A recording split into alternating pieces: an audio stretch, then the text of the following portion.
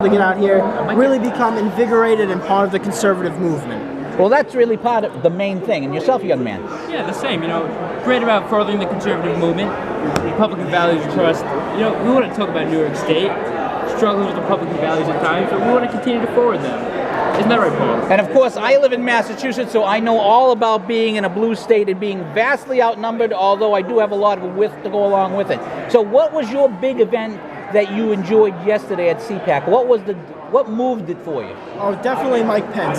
Mike Pence was a fantastic speaker. He's very well spoken. The guy really has got a head on his shoulders. He knows what he's talking about, and he articulates conservative values very well.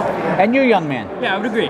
Mike Pence, Secret Service, keeping our country safe, long line, but at the end, Mike Pence, great speech, continuing to further Republican values in the state. Very important for CPAC. Now, of course, this is the Tech Guy's Midnight Court, which means that it's now Friday. So what are you looking forward to for CPAC Friday? The President of the United States of America, Donald John Trump. Donald John Trump and yourself. Always a great opportunity to see the President speak, no matter where it is. A native of New York. That is very true. Your state's president.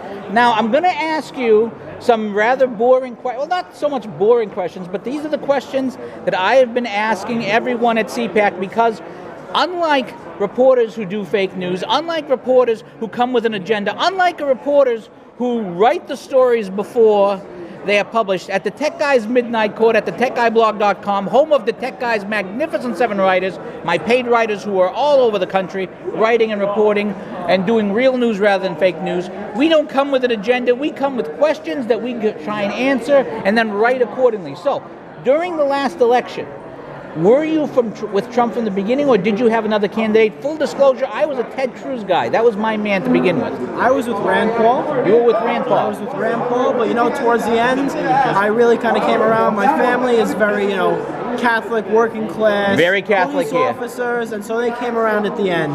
Now, when did you decide to go to Donald Trump?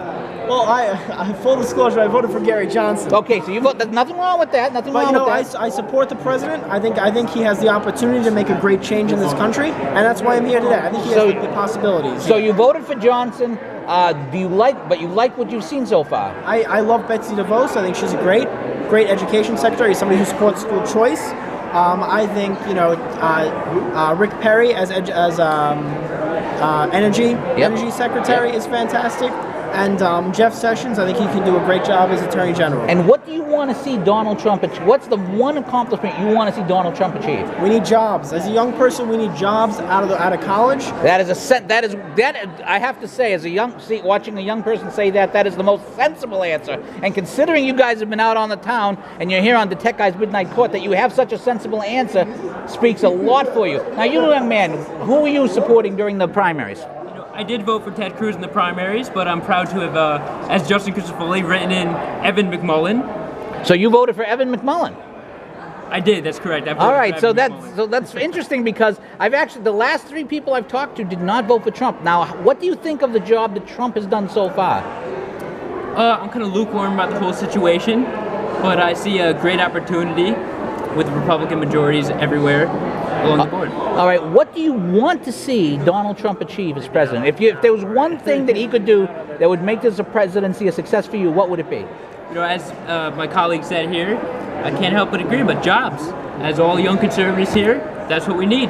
Jobs in the private sector. Jobs in the private sector. Now, I want to ask you this. Again, we're on the Tech Guy's Midnight Court.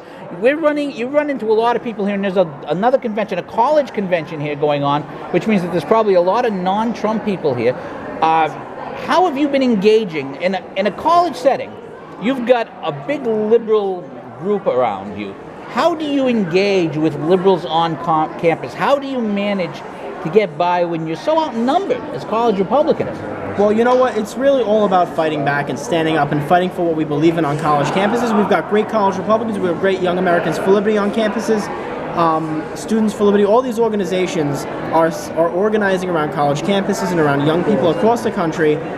College Republicans got 700-something chapters across the country. Young Americans for Liberty has got 900 chapters across the country on college campuses. It's all about standing up and fighting back for what you believe in and being courageous conservatives, as Ted Cruz would like to say. In fact, I would argue that courage is the first virtue. Without courage, you could not have any other virtue. And yourself? Yeah, you have to stand up for what we believe in. As college Republicans, we believe in the minority at our college campuses, but that doesn't mean we can't stand up for what we believe in.